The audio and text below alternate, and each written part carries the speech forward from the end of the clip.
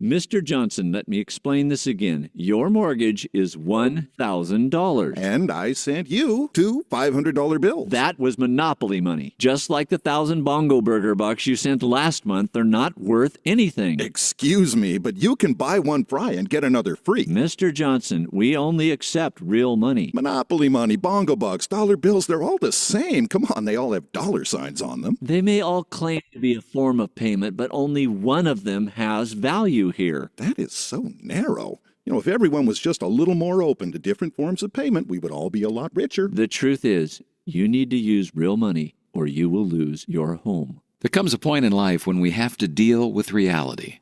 Believing what you want to believe about God may feel good during your lifetime, but in the end, only truth will matter. Make sure what you believe is true. Another message from Lifeline Productions, located on the web at lifelinepro.com.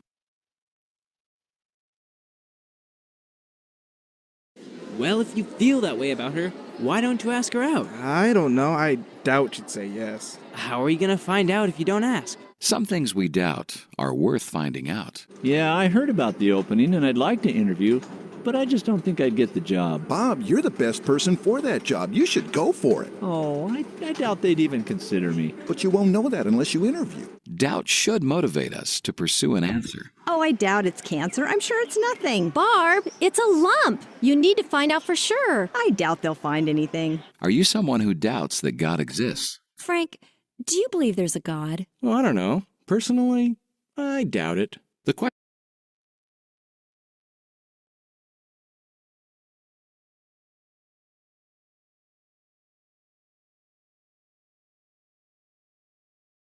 of whether God exists is an important one. Don't base your beliefs on your doubts. Turn your doubts into questions and start asking them. The Bible has a lot to say about God. Be passionate about finding the answer. Another message from Lifeline Productions, located on the web at lifelinepro.com. Okay, jury members, we need to come to a conclusion on this case. He's guilty. There were 10 witnesses who saw him. I agree. Anyone think he's not guilty? I think he's not guilty. His brother said he was with him 300 miles away. I agree. I thought you agreed he was guilty. I did. I don't limit myself to only one truth. I believe there are many truths. Do you believe the testimony of the 10 witnesses? Yes. And you believe the brother's testimony? Yes. Well, how is it possible for a person to be in a bank and yet 300 miles away at the same time? I don't know, but we need to respect the beliefs and testimonies of all the witnesses. In other words, you don't really want to think this through? Many people believe that all religions lead to heaven, yet Jesus claimed that He is the way, the truth, and the life, and that no one comes to the Father except through Him. Since these claims contradict each other, have you examined the evidence and decided which is the truth? Another message from Lifeline Productions, located on the web at lifelinepro.com. All right. Greetings, everyone. Good morning, good evening, good night, wherever you are. Just like to welcome you. Thank you for taking the time to be here with us tonight or this evening in Jamaica time, here on Zoom, or if you're watching online at Chosen to Glow Ministries. My name is Sarah Buckland, and I will be your host today. I'm also co-hosted by Mr. Leslie Joseph Buckland. We're both from Chosen to Glow Ministries, and today is actually the first of our 9-part series on the theme Christianity. Is it a conspiracy? Is it colonial, or is evidence compelling? So today we will be discussing the topic of truth, worldviews, and God's existence. We do have a great lineup for you tonight, and so I do ask that you stay tuned, because also at the end we will announce our first weekly challenge, which has prizes for you to be won. All right, but before we go any further, we will just begin with a short prayer. Mr. Buckland, you can lead us in prayer. Good evening, everyone. I'm glad that you could join us. Let us go to God in prayer. Father in heaven, the God of Abraham, the God of Isaac, and the God of Jacob, the one who is, who was, and who is to come, who has neither beginning of days nor end of life. We give you thanks that there is a God, that you have not kept yourself hidden from us, that you have made yourself known to us, and that you have created us so that we may seek you and find you. We pray that people will find their purpose in life and that they will know that the ultimate purpose is to know you and to know your Son, Jesus, whom you sent to give eternal life to those who believe in him. We pray you may bless the speakers that have been scheduled for these series of webinars. And we pray that you'll also be with those that are guests, especially those that have doubts in their hearts. And we pray that some things will be said that will open their eyes, that they will see what they have not seen, to open their ears, that they will hear what they have not understood, so that they may come to you. In Jesus' name, amen and amen. All right. So, all right, just as an introduction, we know in our world today, it is very fashionable to speak of your truth and mine. In universities, for example, we often are taught about postmodernism and how absolutism is destructive and bigoted. But is the sentiment absolutely true? This evening, we will discuss the first foundation that every human being will have to grapple with. We ask, what is truth? Does truth exist? And even more fundamentally, is it reasonable to believe in God? And does it even matter at all? So to help us with these questions, we have here online the esteemed Miss Claire Williams, who is an alumni of Oxford University. We welcome you and thank you for taking the time to be with us here tonight, Miss Williams. I do have a brief bio before I actually introduce you, but yeah, all right. So Claire is actually the founder of Get Real, and it's a Christian apologetics organization which addresses questions about Christianity, particularly from the Black community. She's of Jamaican heritage on her paternal side, and she's living in the UK and has a degree in English literature and language from Oxford University, and also has completed a postgraduate training in theology at Wycliffe Hall. She also has an MA in leadership and is pursuing a second master's in culture, diaspora, and ethnicity at Birkbeck, University of London. She enjoys engaging with questions of culture, truth, identity, and the gospel. So we welcome you, Claire. We look forward to what you have to share with us, the many questions that I know many of you online would have. And before we actually get into our discussion, at any point in the discussion, if you have a question, please type it in the chat so that we can get to it. We will have two openings of question and answer sections. Alonso Paul is also going to be joining us. He's also an alumna of Oxford University. And I'll just read a brief biography of him as well. He was born and raised in Canada, and he became a Christian in 2009 after wrestling with substance abuse and addiction for over a decade. Since his conversion to Christianity, he has been enthusiastic about sharing the hope found in Jesus with everyone he can. Alonso has a bachelor's degree in theology from the University of Oxford and is particularly interested in discussing people's biggest questions about life and God.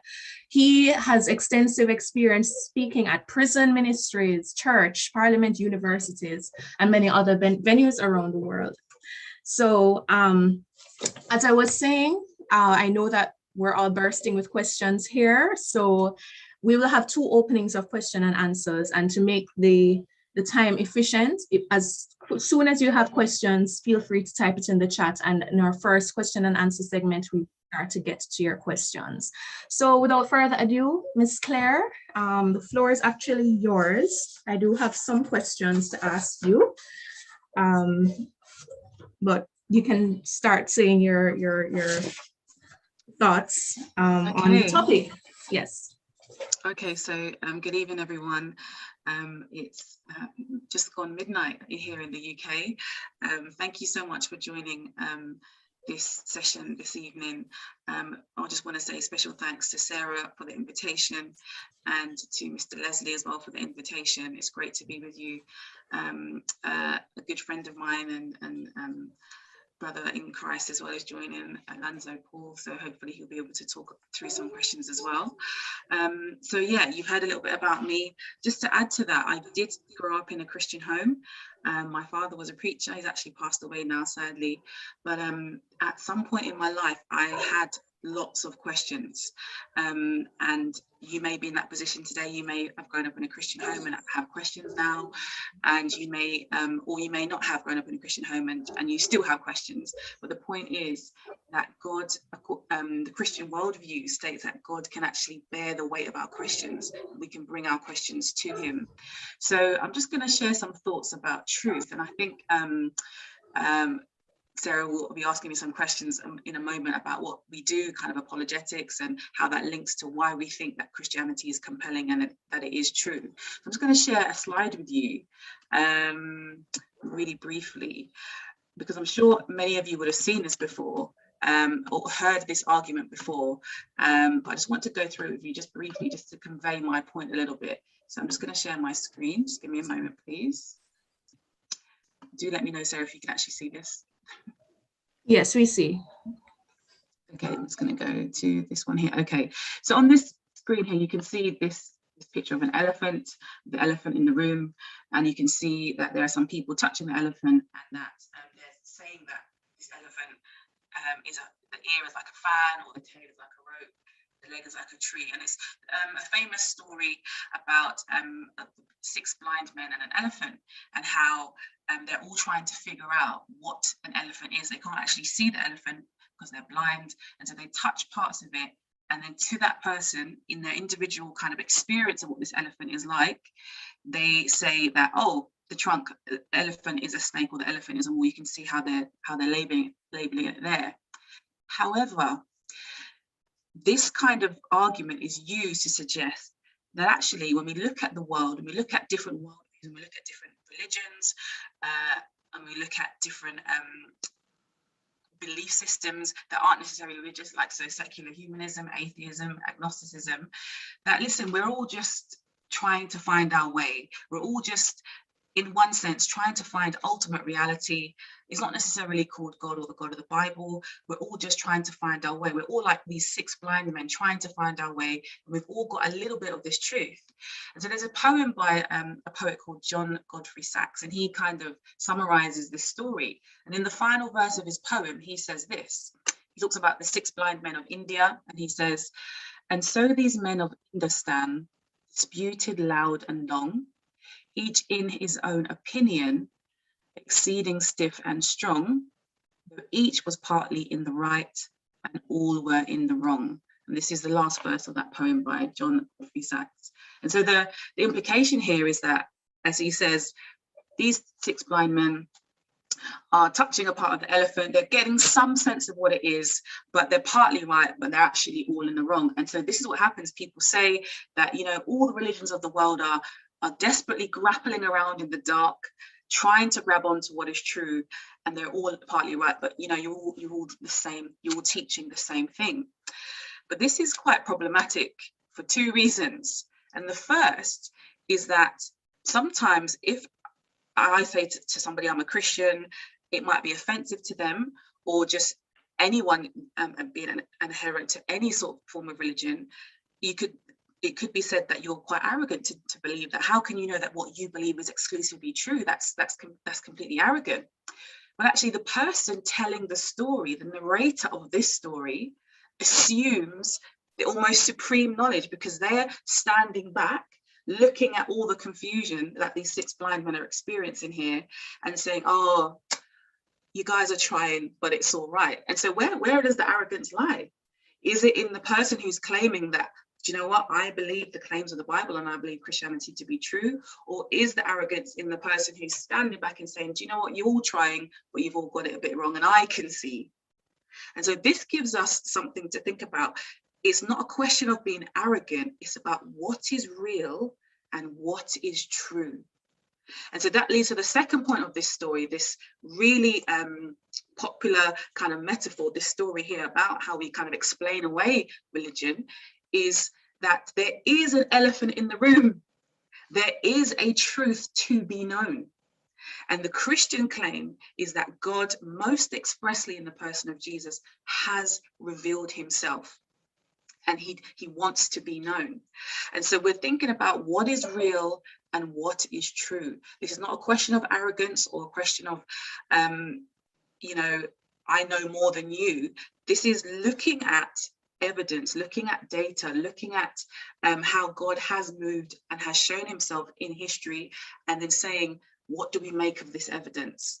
To give you another illustration, some people will say, do you know what? All religions are working their way, or all belief systems are working their way to this ultimate reality, whether it's believing in a deity or whether it's believing just in the good of human flourishing. We're all climbing this mountain to God, and all of those paths lead their way to God. They're all leading us up to this God. It doesn't matter if you're what religion or what worldview you belong to. But how do you know that all these paths lead to God? Who would you have to be, and where would you have to be to know that all these paths lead to God? Well, you'd have to be standing on top of the mountain. You'd have to be God, no? So this is again leading back to this idea of the very, very well-meaning and kind of linking to the idea of tolerance, of trying to be accepting of all belief systems. I think it comes from an inherently good place, but actually, logically, it falls apart. And so we're asking the question today, what is real and what is true? And so, as we've seen with the illustration of this poem here, as I've again suggested with this idea of the mountain and every path leading up to the top, there is such a thing as truth. And we need to decide where we land. So what we're going to be doing today is exploring, after some questions from Sarah, we're going to exploring some of the evidences that point to the existence of God. And wherever you are today, I don't know whether you're skeptical, whether you've had doubts, whether you've been through a traumatic phase in your faith, no matter where you are, we're hoping and inviting you along to consider some of what we're saying today. So I'm going to stop sharing my screen for the moment. And if Sarah, you want to go through some of those questions, and then we'll move on to the next part. Right. Sure, definitely. From what you mentioned, the first question that really came to my mind is, why can't we be comfortable with where we are at? Why is there something inherently important for the human being for us to actually find what is truth? What is the importance for us to, in our existence or well-being or what value does it really have? To know what is true. To know what is truth. Right. It was very interesting, actually, because I don't know if this happened in Jamaica, but in the UK, and maybe Alonzo might want to chip in here about what happened in Canada, but when the pandemic really hit and people were, asked to lock down and marginalized and separated and on their own, social distancing. During that time, there were so many searches on Google and the internet, and people asking much, much deeper questions. Suddenly, we had a taste of our own mortality in the face of this pandemic. What is my purpose? Why am I here? What happens after I die? Okay, and so sometimes when we are confronted with our own mortality, when we're confronted with situations that take us away from sort of the anesthetizing busyness of life, we actually think, well, what is this all about? What is this all about? And so I believe that because Genesis 1 states that we are made in the image of God, there is a longing in us that desires ultimate truth, ultimate grounding, ultimate reality. And people experience that and kind of meet that need in various ways. But actually, what is our purpose? What is our grounding? And that comes, the answer to that for me as a Christian comes in when we're looking at the claims of Christianity and most expressly the person of Jesus. I don't know if Zoe, you wanted to jump in here at all. Yeah, Claire, you're so smart. Such a wonderful answer. Sarah, everyone, such a pleasure to be with you. Thank you for inviting this Canadian to the talk.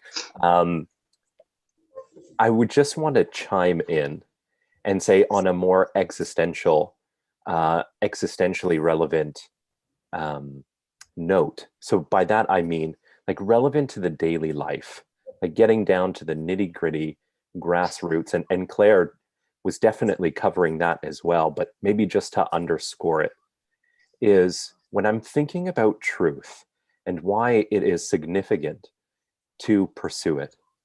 I think as I reflect, for my own life, I'm convinced that I just don't want to live a lie.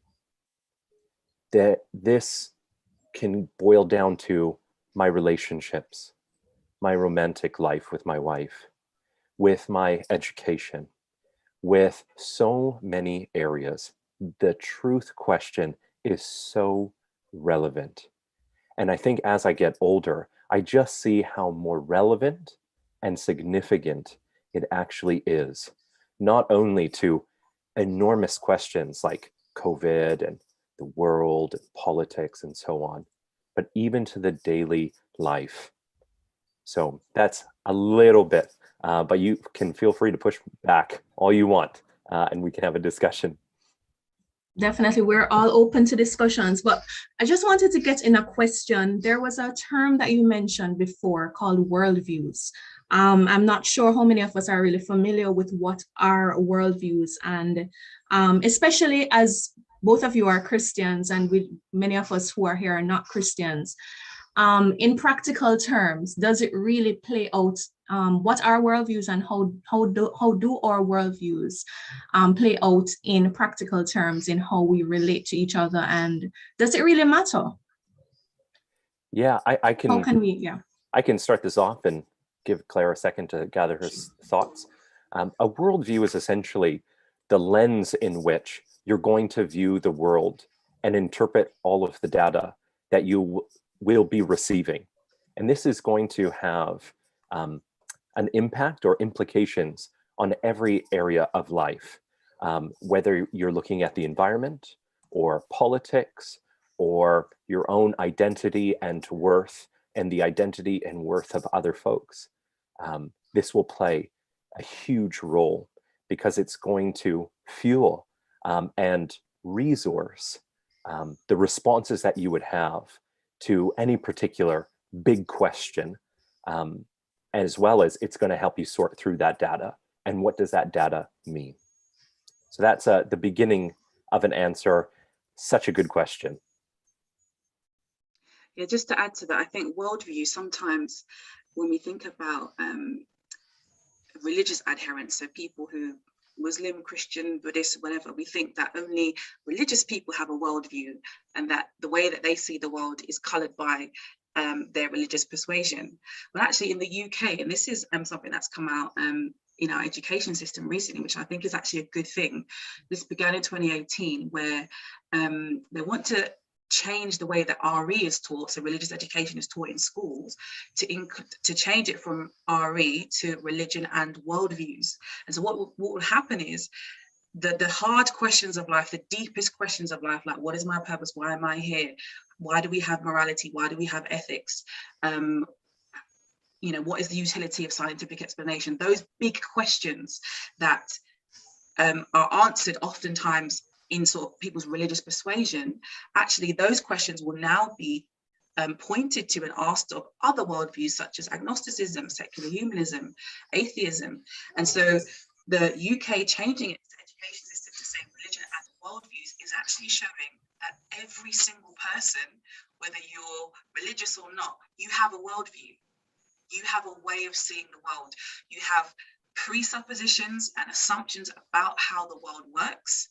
And that comes out in your daily life choices, that comes out in who you might settle down and settle down with in relationship, that comes out in the way you might raise your children. Everybody has a worldview. It's like this invisible pair of glasses we put on in the morning and through which we see the world. So as a Christian, I have a Christian worldview and I need to own that. I need to own the fact that when someone asks me a question about anything, it's going to be tinted through this lens. But equally, the person who is not religiously affiliated also has a worldview, which is that perhaps God doesn't exist and we don't need a God, we don't need to defer to a deity for the good of human flourishing.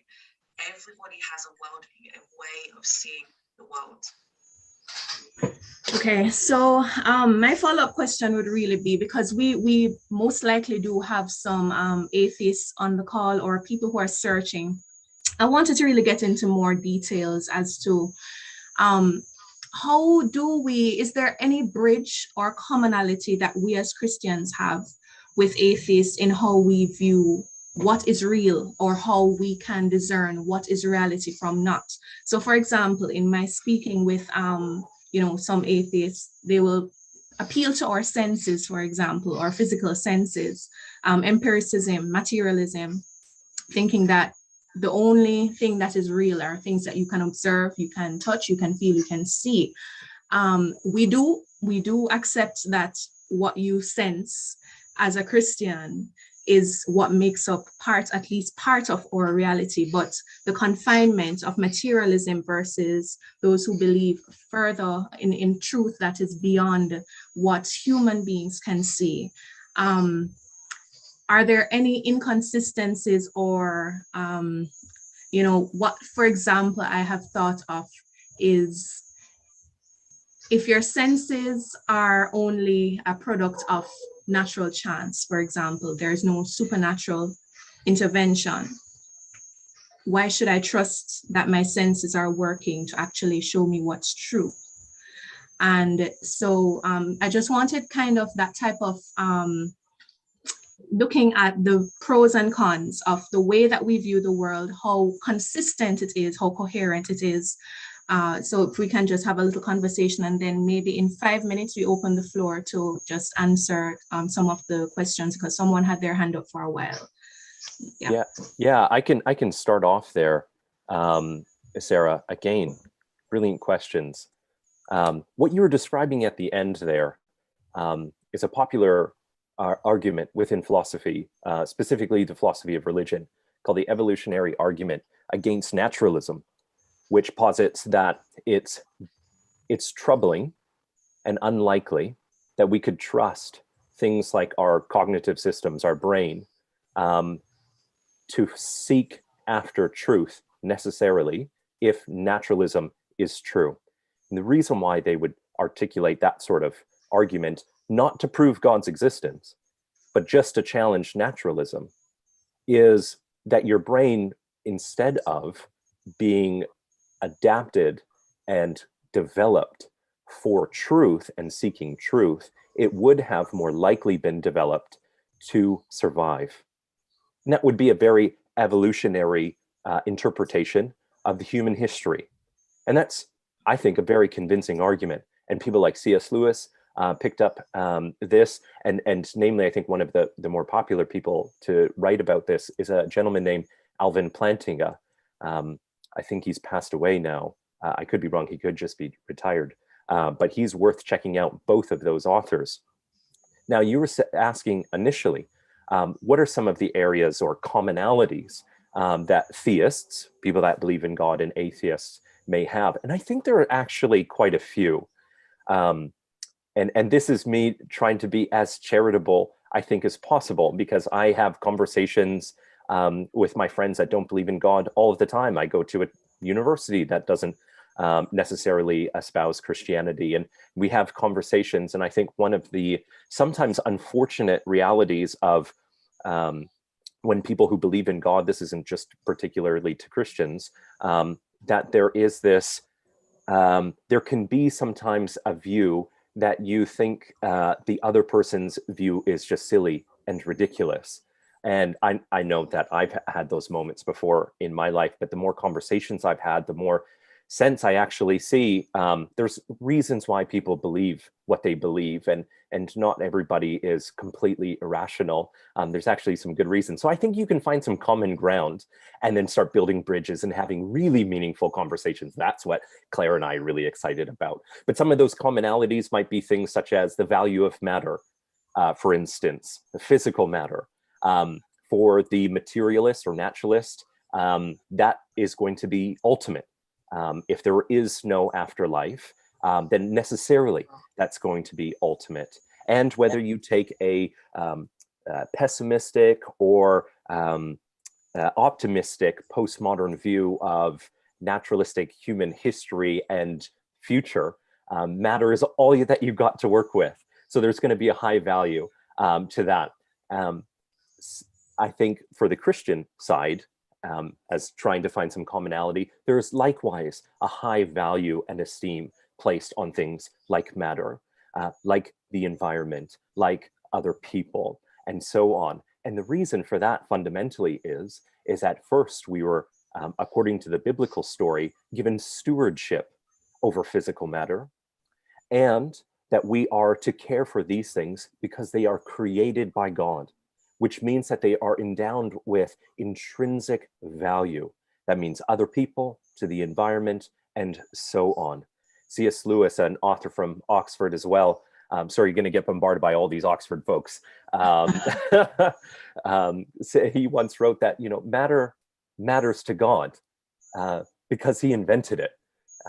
So he thinks, at least, it's a good idea. So those are some of the common grounds. There's far more that we could discuss, but I want to invite Claire to contribute. Yeah, I think one thing, thank you so much for that, Zoe, that's really helpful, that I found quite compelling, and this is just coming off the back of some study I've done at the university again, which is the shift away from positivism within sort of academia to seeing that there is more to the human experience than anything that can just be scientifically proven. And I think, so if you look at the social sciences, for instance, if you look at the ways that people would sort of look at different cultures through ethnographic studies, it used to be this idea in the research, in the scholarship, that if I went to study a certain culture, I'm this objective observer, and I have no sort of baggage. I'm just looking and reporting completely neutrally. When actually this shift, it kind of came about through postmodernism against positivism, which says that the only things that can be verified or seen to be true have to be scientifically proven, shifted away from that and said, actually, no, we are subjects, we have subjectivities, we experience life, and we have ways of narrating the world that are more robust than just kind of fact and numbers and statistical data. And so that has nothing to do with Christianity, but I just found it very interesting that the Christian would also share the fact that, yes, we are more than just our physical selves. There is something more to us in our life experience. Now, the Christian would land and say that this comes from, as Zoe was saying, being made in the image of God, whereas in the social sciences, it's all about more or less about subjectivities and how we view ourselves in the world. But I think the shift away from positivism within academia is actually a good example of a similarity between Christianity and more atheistic positions. Okay, very, very interesting conversation. I'm going to just pause at this time. First half an hour has expired. We do have a comment in the chat, and I believe someone's hand was also up. Dala says, truth in this postmodern world is sadly what I think, what you think, how I feel, how you feel. Truth is immutable. What we see now is too much subjectivity. No objective standpoint, unfortunately, for many persons. That's a very interesting comment, and I think it ties into what you just mentioned. As being in research myself, I've studied the philosophies, and the irony of what postmodernism posits is that it actually,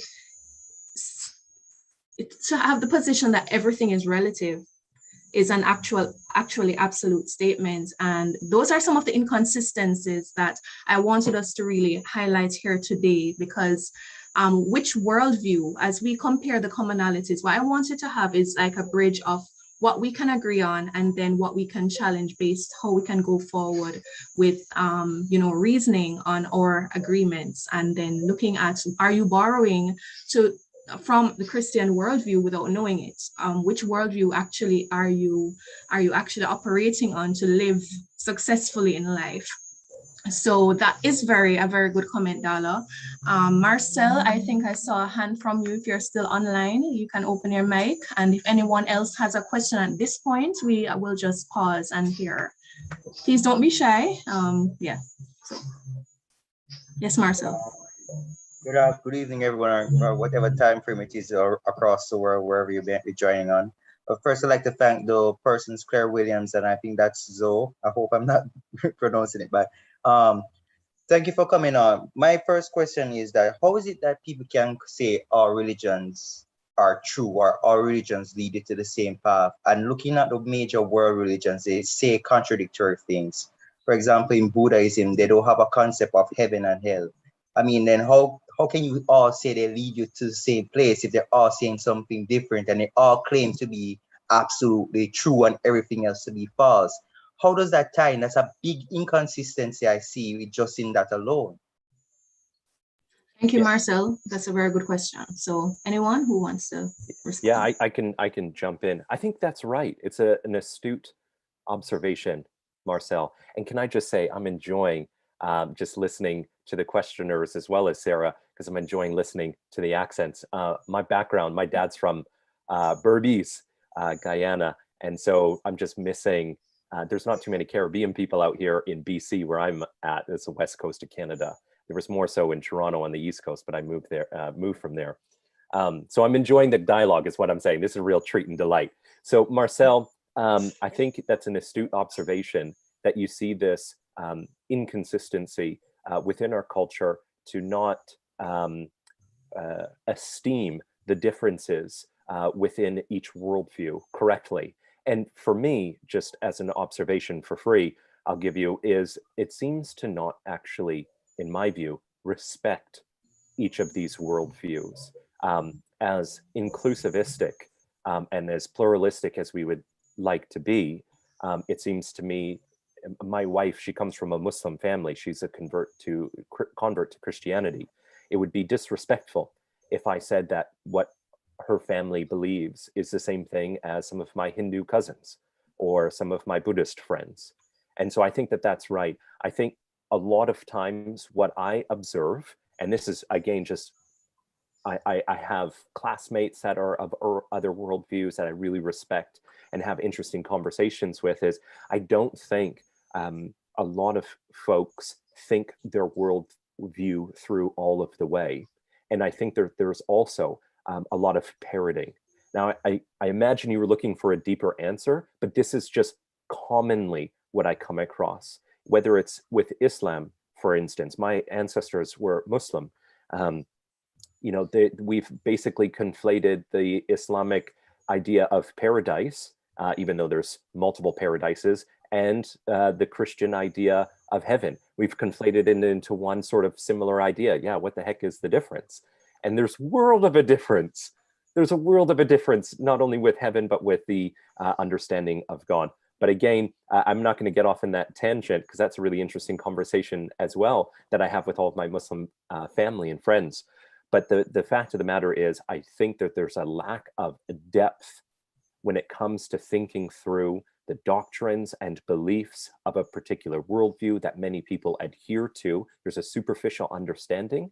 And likewise, I see a lot of parroting that comes from a heart of, I want to be inclusive, which Claire rightly said, I think is a good thing.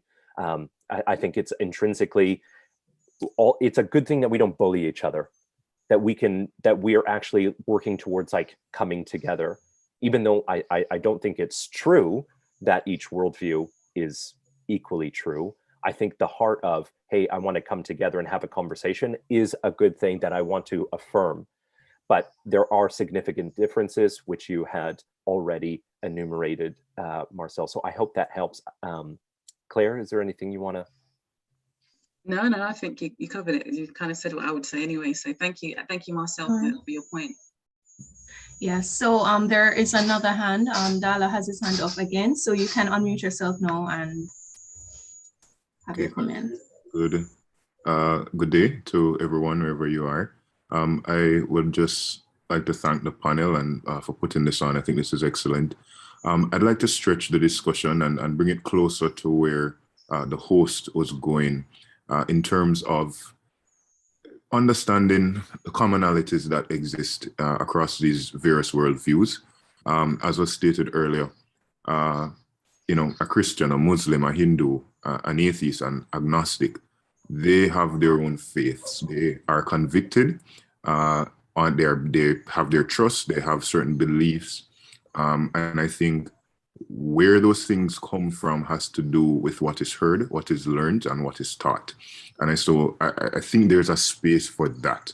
But in addressing or going back to the discussion about bridging, coming to this crossroads where, we can agree on certain things. I think one of the things that fits into this discussion is the notion, the idea, the concept of ultimate authority. In the postmodern world, it's almost as though, I'm entitled, Zoe is entitled to his own authority. Claire the same, Sarah the same. But I think for everyone, certainly mankind, this idea of ultimate authority, I think we all can accept. There is this striving that man has, this innate desire to reach out to that which is beyond himself, I think is a start. And for some, while they might not be able to grasp the concept of something outside of themselves, I think if you look throughout all the worldviews, all the world religions, that's a common theme. That's a common thread that we see soon. This idea that there is, in fact, ultimate authority. You may call it Brahma, I may call it Allah, I may call it God, you may call it whatever, but this idea that there's ultimate authority, I think, is a starting point. The question and the challenge, of course, becomes, how does one identify this ultimate authority? Does this ultimate authority in the first place reveals himself, herself, themselves, whatever you want to call it at this juncture? I just wanted to input that. Thank you, Darla. Can you have a quick response? And then I also have questions of my own to segue into the next segment. So I think just in terms of a quick response, I think that what you were saying, Della, was actually quite pertinent. And I think what we're trying to do over this series is actually look at the evidence that is out there, and then, as you said, how do you pinpoint what is this ultimate reality? So yeah, I think that's what we're trying to achieve here, and that's the big conundrum, isn't it? When we're presented with many evidences or many kind of like flickers of light, possibly pointing to who or what is the ultimate reality, we need to decide at the end of the day. So I think what you're saying is absolutely right, and that's what we're hoping. And I know that's been Sarah's heart for this series, to present the case for Christianity and then allow people to make their decision. Yes, I'd like to jump in right here. Thanks to everyone who is contributing to the discussion on worldviews. I'm enjoying the discussion.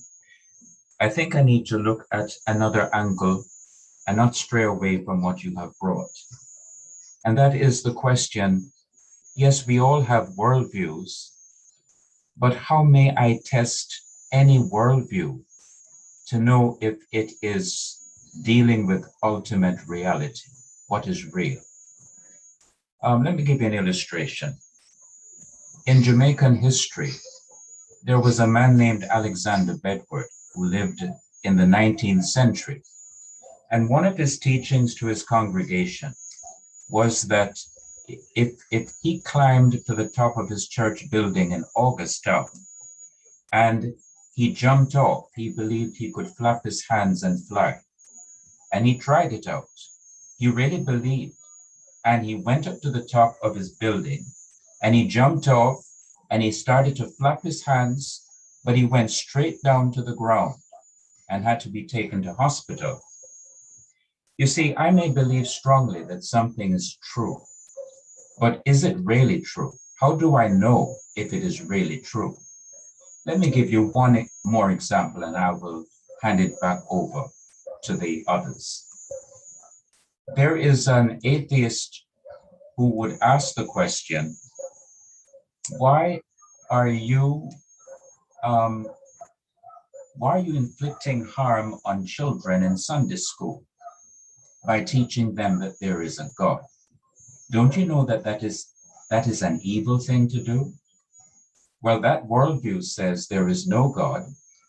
And so to the atheists, it seemed cruel to teach children that there is a God that you are obligated to follow for the rest of your life.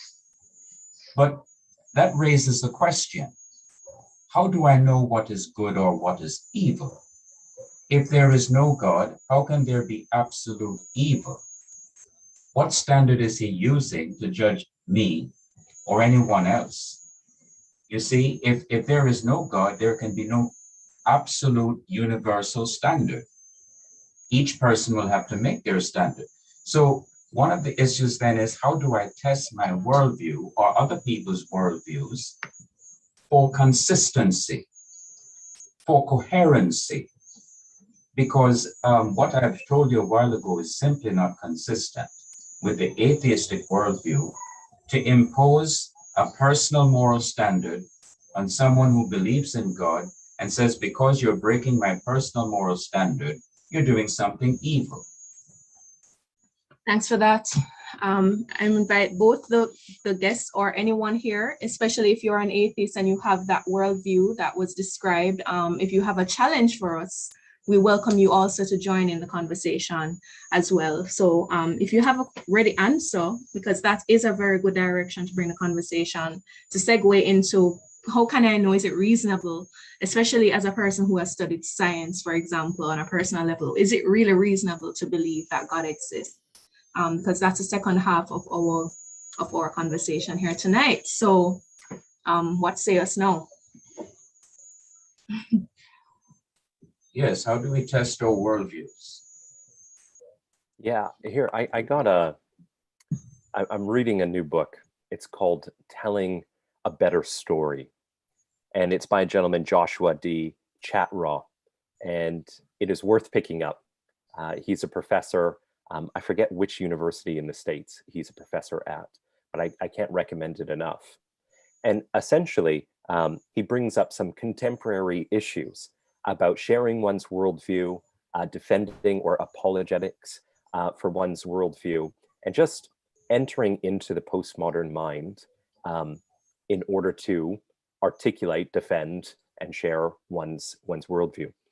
So classically in apologetics, I think if you were a good apologist, like Claire, for instance, oftentimes you would create a case, and Dr. Joshua Chatraw would call this the block building, apologetic block building.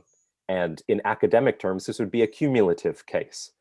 Like you would, like a detective would with a crime scene. You don't go and make a decision or a conclusion based on one piece of evidence. It's cumulative. You collect all the data. You talk to eyewitnesses. You examine DNA, and so on and so forth, and then you present your case for it. And I think that that's a really reasonable and rational approach if you're wired that way, or if you're interested in pursuing those sorts of questions. But it's not the only way. And I think that that's really necessary. Don't get me wrong. I'm studying analytic theology in university right now. So I'm with you if you want to nerd out on rationality, evidence, reason, argumentation, deductive reasoning, and so on and so forth. But another way also is through story. In our culture has a plurality of narratives or stories that you will constantly be hearing, whether that's a utopian future story or narrative, whether it's a pessimistic, absurd, life is meaningless, there is no God, there is no afterlife sort of narrative, or a consumerism. You would only be happy if you had this, or a romantic narrative. You would just be happy if you had found love, if you can get that kiss that you've so longed for, and those sorts of things. I think one way that is a viable contribution to authenticating your worldview and demonstrating its veracity, its truthfulness, is to know, first of all, the Christian story, the gospel story, and show how it not only meets these needs, let's say with some sort of love story that culture is pushing on us, it can not only meet those things, but is the fulfillment of that and offers you a better, more compelling, more robust, more complex story than you're currently living by. And so I would recommend that to you. It is fascinating to think about some authors like Alistair McGrath from Oxford University, again, another Oxford professor. You can pick up his recent book called Narrative Apologetics. And that's going to be an extraordinarily helpful tool for you if you want to think about apologetics and your worldview in terms of story. Hey, very interesting perspective. All right, I'm gonna just take Miss Candice Charlton. She has her hand up, and then we will go deeply into the other part of our discussion tonight. So, Candice. Hi, good evening, everyone. Thank you again for organizing this, and it has been very nice thus far listening to the discussion and the conversation. Just in terms of the last question that was kind of asked or posed, how do you kind of substantiate your worldview or the principles by which you live? And I think towards the end there, I'm not big on many names or know many people or even many religious terms, surprisingly. I'm a Christian, but I really just don't learn all the terms, like the difference between apologetics and all of those things. I don't. So maybe some of the terms are a little lost on me, but then I think at the end there, Zoe, you kind of picked up on what I think is the basis of substantiating your worldview. And as a Christian, everything that I do is bounced off the word of God. It's not just necessarily just the New Testament, but the entire word from Genesis to Revelation. Because as I study, as I live, as I experience, when I go in devotions, when I go in reading, I can literally make the link between what I'm experiencing and what is written. And the awesome thing about how it's written is they're all stories, and everybody loves storytelling.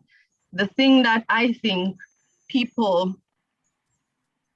lack when it comes to reading the Bible is they are trying to understand history as a today's story without asking for further meaning.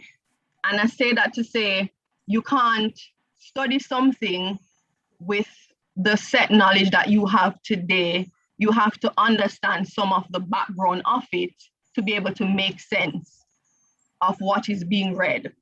And so because many persons don't look further than what is written there, they don't try to seek for the background. Why is it that they told the story this particular way? What was the importance of them mentioning this piece of information? Does it add to how I'm supposed to interpret this or not? That is, I think, something that is missing from how we examine the Christian faith and examine the Bible and its teaching. And so you have to always look back to what is there, but then you have to know the means by which you understand what is written there. Yeah, so that's what I had to say on that. Thanks so much, Candice. Appreciate your input. Yes, I don't know if you have any comments on it. I kind of think this was more of a comment. Yeah, I just wanted to say, kind of linked to what Zoe was saying about truth and relevance. So in that book, I definitely recommend it, Narrative Apologetics by Alistair McGrath. So I do think there is a piece to be had in our faith, and when we're trying to substantiate what it is that we believe. To have the rational arguments, is my belief consistent? Does it correspond to reality? Is it coherent? So all those kind of like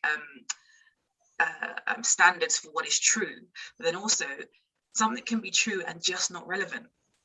All right. So for instance, we'll see particularly across Europe, I don't know what the situation is like in Jamaica, maybe someone can tell me, but we know that a lot of Gen Z are really concerned about climate change. And I'm not sure where people land politically, where you are with that argument, but a lot of teens and Gen Z in the West are really, feel strongly about climate change, and we have to do something about it. But then even if that data is shown to be true or not, if it's shown to be true, you can have someone be like, well, yeah, so the world might, that the climate change might be on the rise, but that's not relevant to my life. I'm living my life now.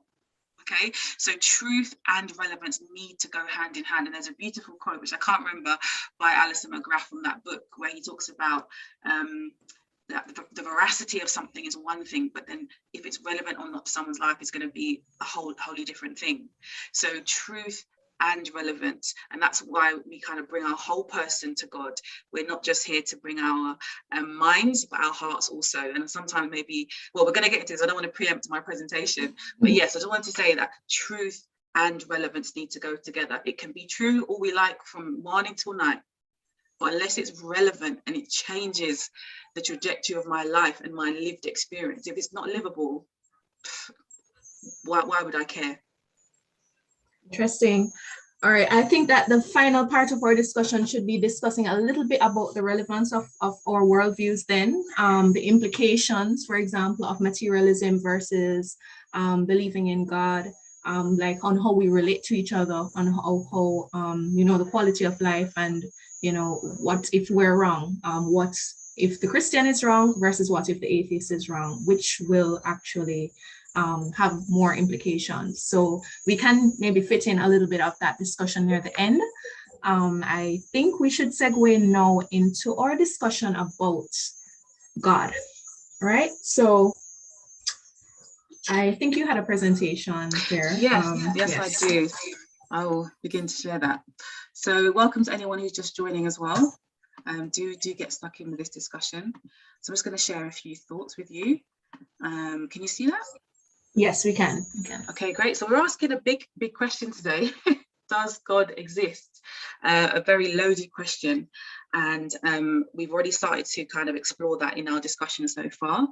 And I think one of the things that I've come across in my own sort of doubts, maybe that I've had in my own faith, I told you that I was raised in a Christian home, preacher for a father, you know, in church a lot, but then kind of going to university, seeing different kinds of knowledge and hearing different kinds of arguments.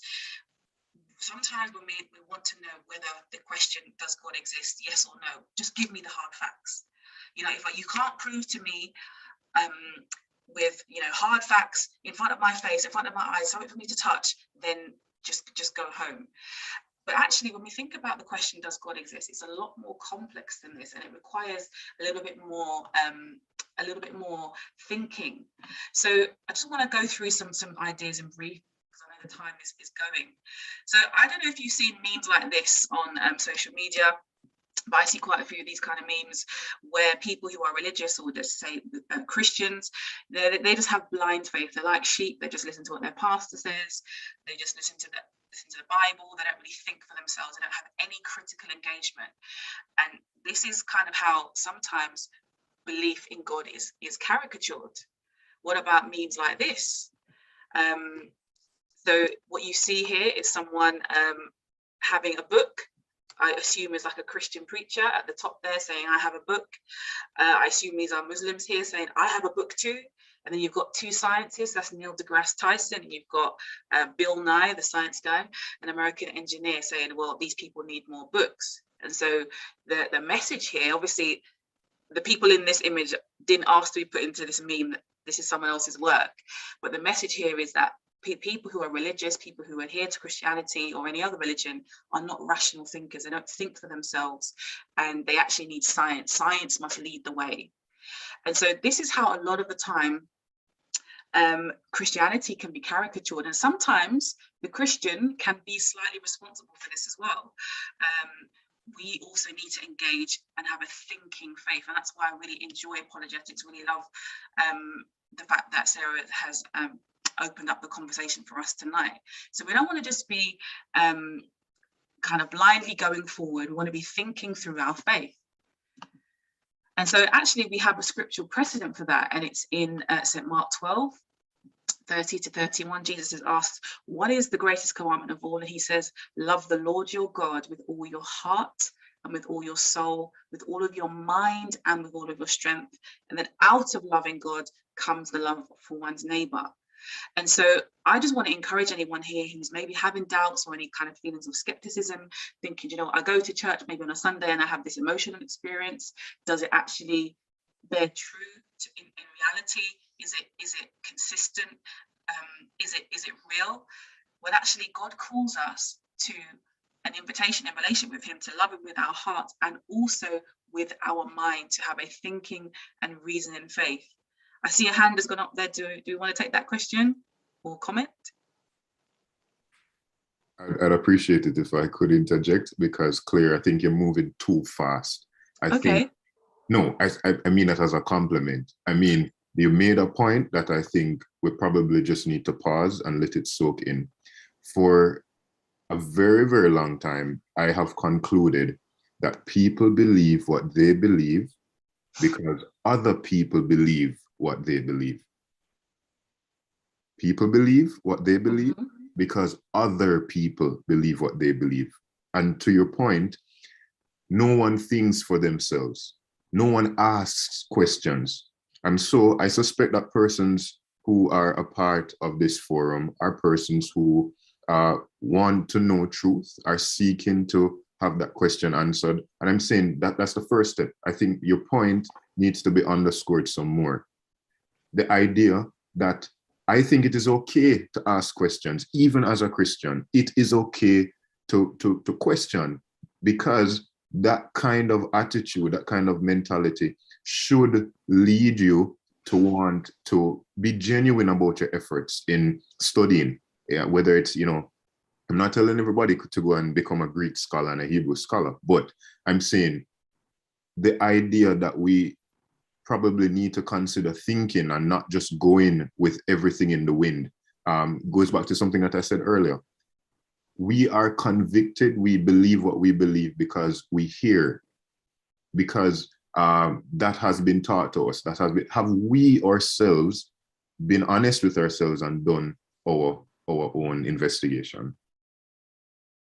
Thank you so much for that, Dal. And I think absolutely we can have questions, and as I said at the start, God can bear the weight of our questions. When you look at actually Jesus's ministry in scripture, a lot of what he does is ask people questions. In fact, I think there's a book called Jesus is the Question, rather than Jesus is the answer. It looks at how many questions Jesus actually asked people.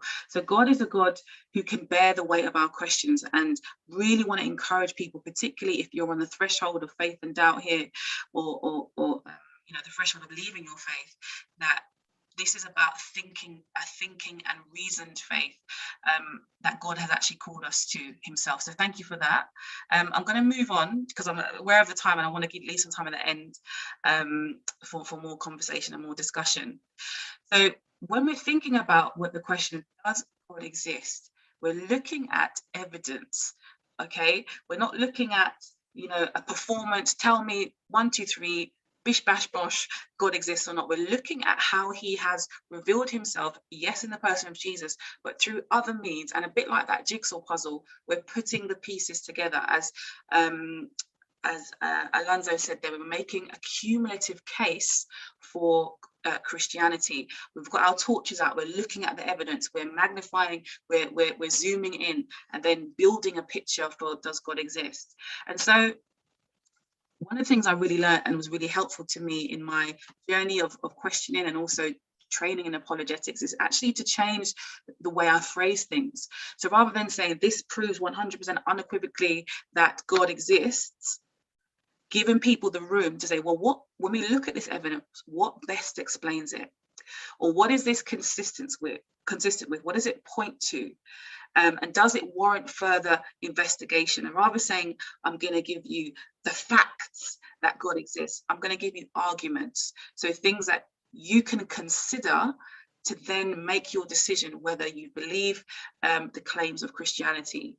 And so as we're making our cumulative case, what we're doing is looking at evidence from science, scientific inquiry. We're looking at evidence from philosophy, our ethics, our morality, the way we treat one another, looking at, again, our personal experience. And that's something that Zoe was talking about when we talked about truth and relevance, and also history. So looking at a range of data and then saying, when we put these pieces together, is it creating this cumulative case for God? And then when we start to have conversations about God, do we then arrive at conversations about Jesus? So that's what we're doing. So wherever your position is today, I really want to invite you, particularly today and over the rest of this series, to look at the data and then make your decision, to have a thinking faith, not to feel, as Dalla was pointing out, that we can't think, that we can't ask questions, that we can't scrutinize what it is that we're committing ourselves to. And so I found this quote by Blaise Pascal really helpful. And he says, there is enough light for those who only desire to see, and enough obscurity for those who have a contrary disposition.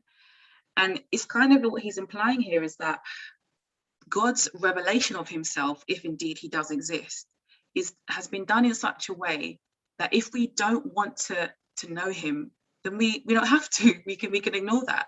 But there's also enough evidence, enough flickers of a flame pointing to his existence for us to follow and ultimately become in a relationship with him. So I found this really quite helpful here.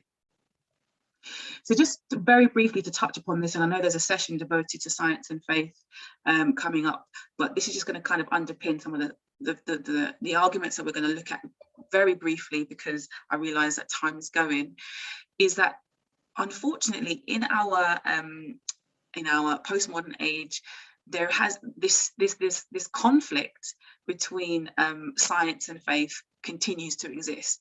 This myth that if you are a religious adherent, then you cannot possibly believe in scientific inquiry. And actually, within the academy, and someone like, say, Alistair McGrath, he's got a great book called The Fine-Tuned Universe. He's a fantastic scientist and Christian. Will say that in the academy, this has actually been quashed. People don't actually think that this conflict exists. But in popular culture, it's very much alive and well. So that if you are interested in the sciences, then you have to choose between your faith and science. And it's just not true. And a colleague of a good friend of mine has written a book, Alonso knows him very well as well, and he talks about science versus scientism. And science is a beautiful discipline. We can observe the world. It can tell us great things. It can give us knowledge. It's a great discipline. And there are many minds who have contributed to the discipline of science. But then you have scientism, which is actually more of a philosophical leaning, and the idea that only science has the answers. And if the questions cannot be answered by science, then perhaps those questions aren't even worth answering. And that is a very reductive way of looking at the world. Because say, for instance, again, I'm not sure what the picture was like in Jamaica, but in the UK, when we had to lock down, and the politicians would often say, we're following the science. So we had to lock down, we had to social distance, we had to mask up, we had to put on hand sanitizer, all the things that you would do because of what the science is saying is the best thing to do. Those, when people had to social distance and they longed to be in community, they wanted to be in relationship, they wanted to physically touch their loved ones, not to have a Zoom conversation.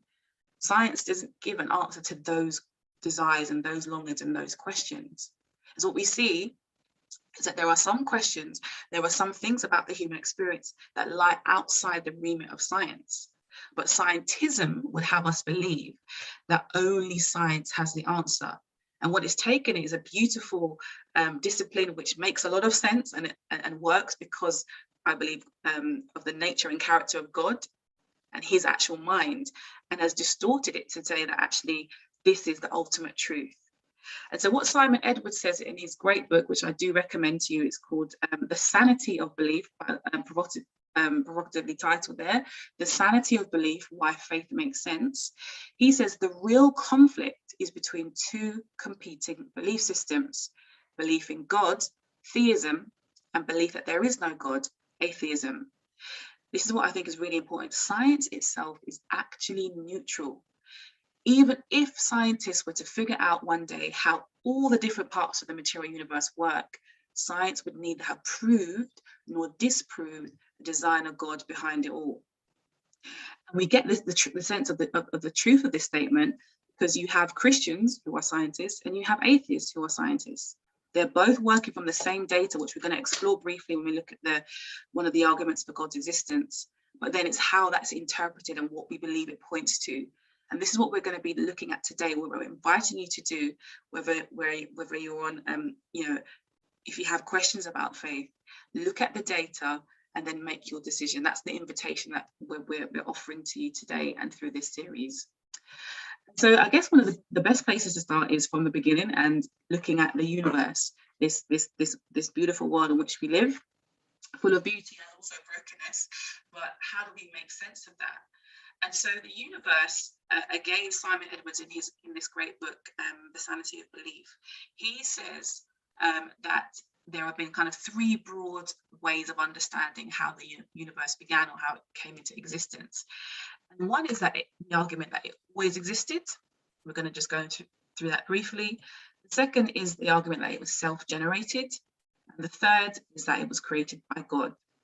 Okay, so we know that we live in this universe, and then now we have to try and decide where the evidence is pointing to a universe that always existed, one that was self-generated, one that was created by God. When we look at the argument that the universe always existed, it was espoused, I would say most prolifically by Sir Fred Hoyle, an amazing scientist, brilliant, absolutely brilliant mind, not a Christian, not a theist in any form. And he actually espoused the idea of a steady state universe. And he actually rejected on radio the idea that the universe actually began at a single moment in time. So he was saying that the universe always existed, and it was espoused by Sir Fred Hoyle.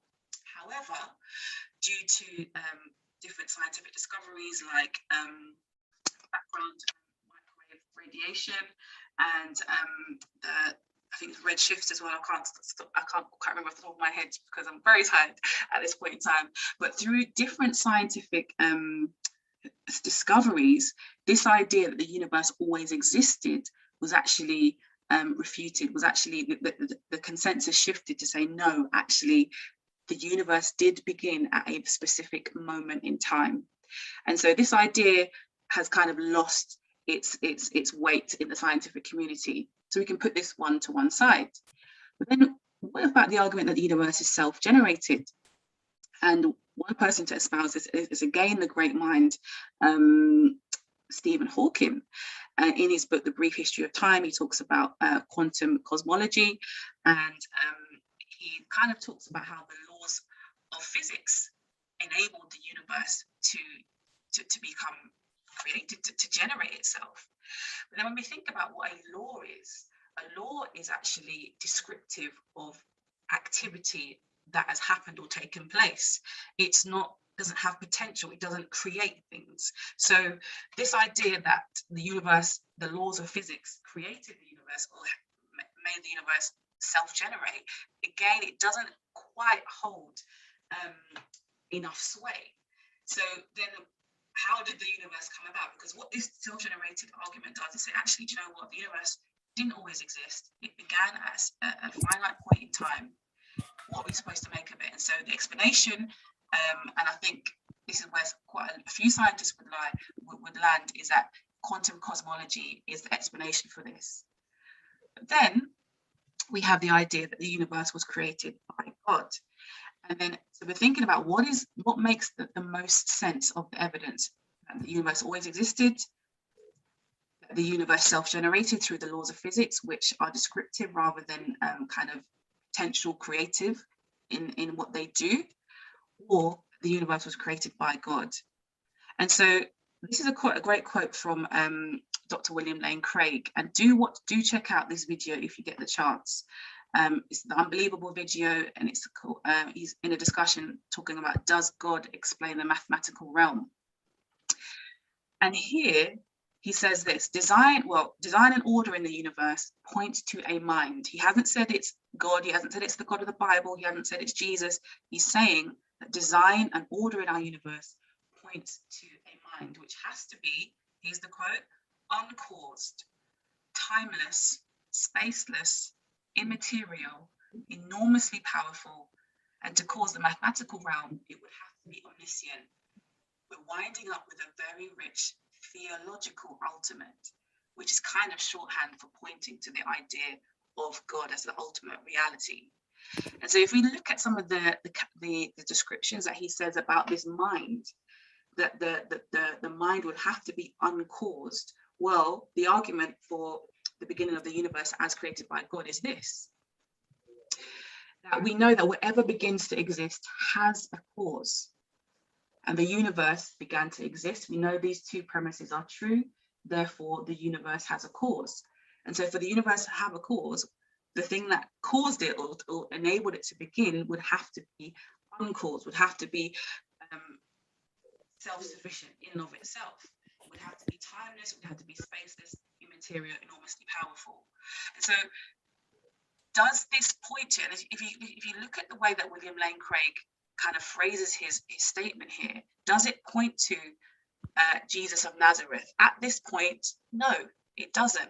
But what we're doing, as I've said at the start, is we're building a case, a cumulative case for the existence of God. And then we're going to be drilling down through the sessions that follow on the person of Jesus and other evidences that point to the God of the Bible. I wanted to play a video now just to explain this in a little bit more detail. I'm going to stop sharing for the moment. So I wonder if, Sarah, you're able to share the video, please, the first one.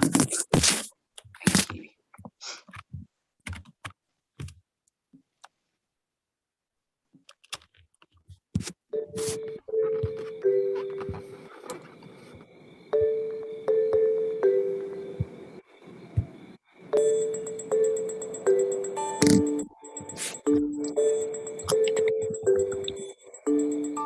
Does God exist? Or is the material universe all that is, or ever was, or ever will be? One approach to answering this question is the cosmological argument. It goes like this. Whatever begins to exist has a cause. The universe began to exist, therefore, the universe has a cause. Is the first premise true? Let's consider. Believing that something can pop into existence without a cause is more of a stretch than believing in magic. At least with magic, you've got a hat and a magician. And if something can come into being from nothing, then why don't we see this happening all the time? No, everyday experience and scientific evidence confirm our first premise. If something begins to exist, it must have a cause. But what about our second premise? Did the universe begin, or has it always existed? Atheists have typically said that the universe has been here forever. The universe is just there, and that's all. First, let's consider the second law of thermodynamics. It tells us the universe is slowly running out of usable energy, and that's the point. If the universe had been here forever, it would have run out of usable energy by now. The second law points us to a universe that has a definite beginning. This is further confirmed by a series of remarkable scientific discoveries. In 1915, Albert Einstein presented his general theory of relativity. This allowed us, for the first time, to talk meaningfully about the past history of the universe. Next, Alexander Friedmann and George Lemaitre, each working with Einstein's equations, predicted that the universe is expanding. Then in 1929, Edwin Hubble measured the red shift in light from distant galaxies. This empirical evidence confirmed not only that the universe is expanding, but that it sprang into being from a single point in the finite past. It was a monumental discovery, almost beyond comprehension. However, not everyone is fond of a finite universe, so it wasn't long before alternative models popped into existence. But one by one, these models failed to stand the test of time. More recently, 3 leading cosmologists, Arvin Bord, Alan Guth, and Alexander Vilenkin, prove that any universe which has on average been expanding throughout its history cannot be eternal in the past, but must have an absolute beginning. This even applies to the multiverse, if there is such a thing. This means that scientists can no longer hide behind a past eternal universe. There is no escape. They have to face the problem of a cosmic beginning. Any adequate model must have a beginning, just like the standard model. It's quite plausible then that both premises of the argument are true. This means that the conclusion is also true. The universe has a cause. And since the universe can't cause itself, its cause must be beyond the space-time universe. It must be spaceless, timeless, immaterial, uncaused, and unimaginably powerful, much like God. The cosmological argument shows that, in fact, it is quite reasonable to believe that God does exist.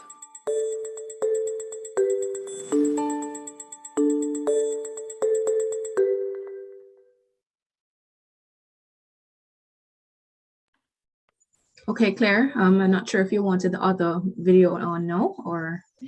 No, because I was going to explain something, but I just wondered if you wanted to go for some questions now. I mean, there's quite a lot in this presentation to go, and I know that. Well, all right, we do have about 15 minutes left, so let me just quickly get Marcel. I see that his hand is up for a while, so Marcel, you may unmute yourself.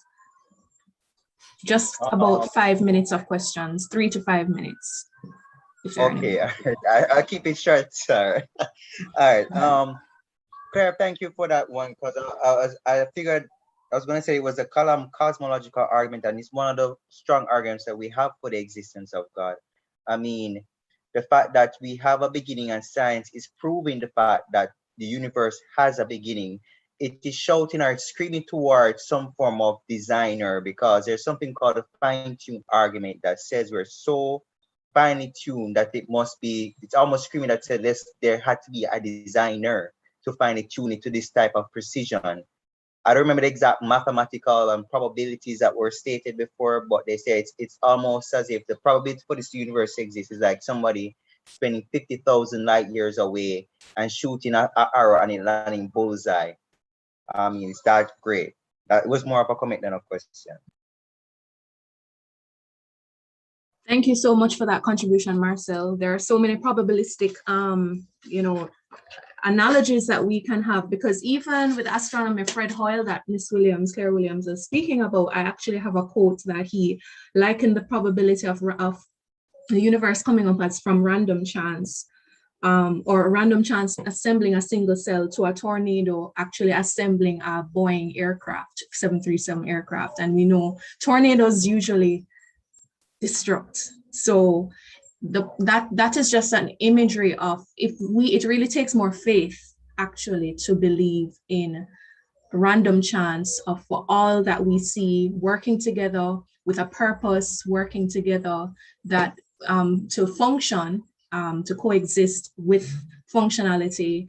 And we will be discussing all of this even in more detail. We have a session, an entire session. We're going to have that for 2 hours on science and the Bible, whether it's compatible. That's the 28th, but yeah, certainly there's so much that we could discuss. 1.5 hours is not adequate. So if we don't have any more questions, I'm just going to pause like for maybe 20 more seconds to see if anyone has something else they wanted to say before we just quickly conclude and then introduce our first challenge for the week. So as I said, we do have a prize for those who participate in this week's challenge, and that's coming up soon. So if you have any questions, you can let me know, or we could just go on.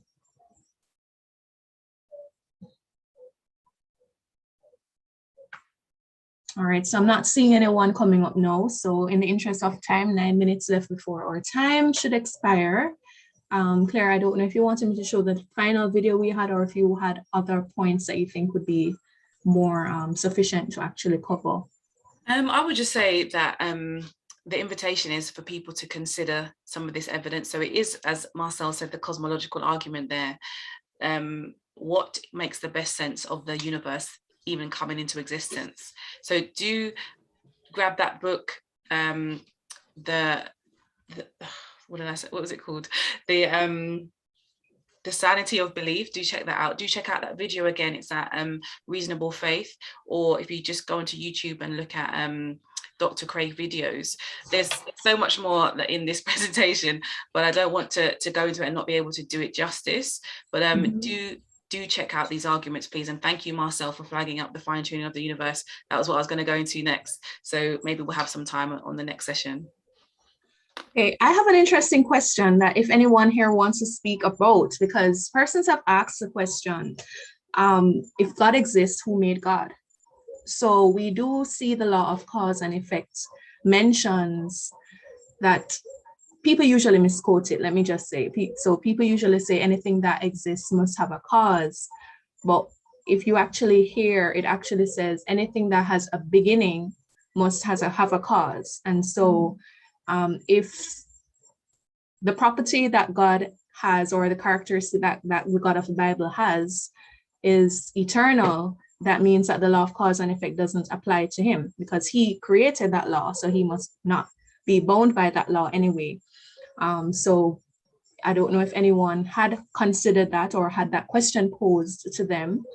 Marcel, I see your hand up again. Sure, you may unmute. Yeah, I love that question because if an atheist were to ever ask me that question, I would turn the question back on them because they're proposing that the universe created itself. So I'm going to ask who created their creator, because everything must have a cause according to that law. So how can they say that the universe is causeless? It makes no sense. It's not consistent. So I would just turn the question back on themselves. All right. And then the alternative is also infinite regress. So any answer that you get, there's not going to be any end to it. But as I mentioned, the law of cause and effect actually says if something has a beginning, anything that has a beginning has a cause. So the characteristic of the God that we believe in doesn't have a beginning. He is eternal. And so the law would not apply to him. So if anyone wants to challenge, I mean, I've not heard any skeptic come on the call as yet. I mean, this forum is especially for you. Do feel welcomed, even though you have many believers here. We all are very willing to answer your questions. Don't be shy. If you feel better to write, we'll type. We will take your questions. But if not, let me just continue the discussion on a bit of implications of our worldviews. I think I wanted to just hammer home the point of the relevance of what we believe. So, you know, just in our lives as we relate to each other as human beings, if I believe that we're just evolved, we're just a product of random chance, on what basis should I consider my neighbor, for example? Why should I practice kindness, and how can I really judge as anything being right or wrong? I think that's another question that we do have to grapple as human beings in our worldviews, Claire. I think that we had that as one of our questions, a moral argument, because atheists usually ask the question, you know, if there's a loving God, why is there suffering? Why is there evil? But on what basis do you judge what's evil if you're an atheist? So I just wanted us to just maybe for 2 minutes, just discuss a bit, think about what are really the implications of what I believe on how we relate to each other and how we view each other as human beings. What is really the worldview that will make our world most habitable to live in? Sure. That was one of the arguments I was going to be sharing this evening. So I'll just share this slide with you, which I think is quite helpful just to kind of flesh out what you were saying, Sarah. And it's this one here. I'm just quickly move through. And it's by this guy called Adam Coleman. He's a fantastic Christian apologist, African-American guy. Why is the slide not moving? Here we go. So I'm just going to zoom in here. And he says this, when he's having conversations with people who are leaving the faith, particularly Black Christians in America who are saying, you know, this is not for me, look at what happened to our people, all this kind of stuff. He says, he's asking them, he kind of challenges them to kind of explain where their moral outrage is grounded. And he says this: if everything came from nothing and the universe springs into existence for nothing, by nothing, then nothingness has no intentions. It can't confer value on anybody or anything. And so it would seem to me then that we live in a valueless universe. So of course he doesn't believe that we live in a valueless universe, because the person he's interacting with is angry to the point of saying, clearly God doesn't exist because of what happened to my people, of the suffering I'm experiencing, particularly around racial injustice and such and such. So, but he's challenging to say, if you throw away God, and at the root of the universe, so we've just discussed the Kalam cosmological argument, okay, and suggesting that God makes the most sense of the universe coming to existence.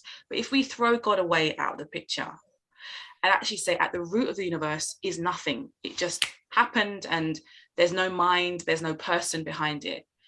Nothingness cannot give you value. Nothingness doesn't have intentions. And so where does our intrinsic, our inherent human dignity come from? Well, then that makes a problem, because today I can say, Sarah, you're welcome into my community. You have all the value in the world. And then tomorrow I can change my mind. And so what happens is morality, or our human dignity, then becomes subjective. And that is no way to live, because then we see, you know, the horrors that we've seen throughout time and history. And so, yes, how we ground our outrage, which is absolutely the right response to any form of injustice that we see, makes, in my view, a better case when we say, when we point to the existence of God. Amen. I think that's a wonderful point to basically conclude. I don't know if you have any, I don't know if Alonso was able to stay on, but if you have any concluding remarks, and then I will just introduce our challenge for this week and just a preview of what's come next week. Can I make that concluding remark now? Sure, Sarah? definitely. I do have to go. It's been such an honor and delight to be with you all and to hear everyone's contribution, whether Candice or Marcel or Dalla. I'm sorry if I pronounced any names wrong. It was just a real delight. And Claire, that brilliant talk. May I just encourage you with this following thought as I about to leave. I've had a ton of questions the 10 years that I've been a Christian. I'm 32 now. I got saved when I was 22 years old. And I have found, as I continue to investigate those questions and follow them to the bottom, as far down as I can possibly and reasonably go, that these exercises have not been faith destroyers, but faith builders.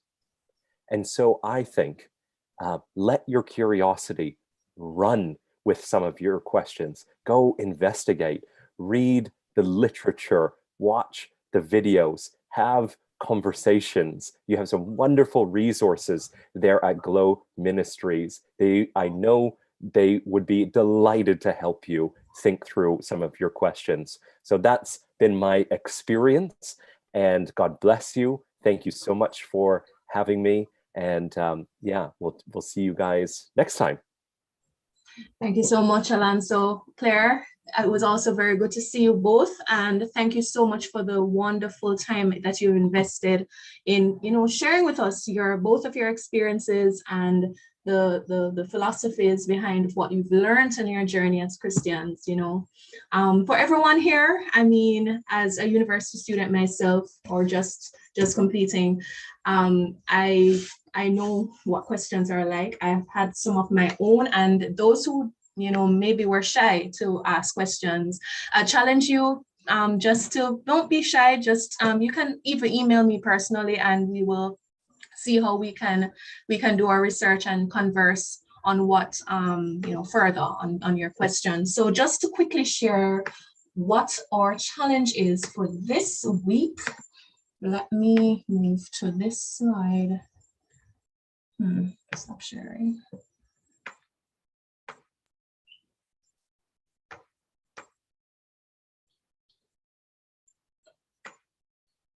Show all windows.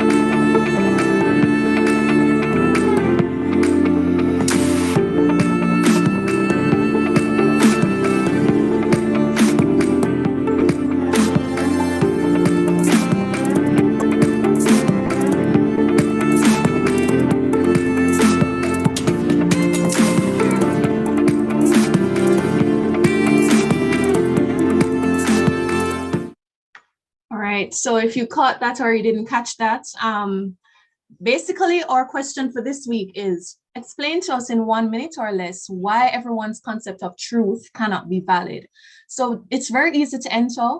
Just record your video, upload it to Facebook, or if you're not on Facebook, you can email your video to Christ.the.1, that's the numeral 1, way@gmail.com.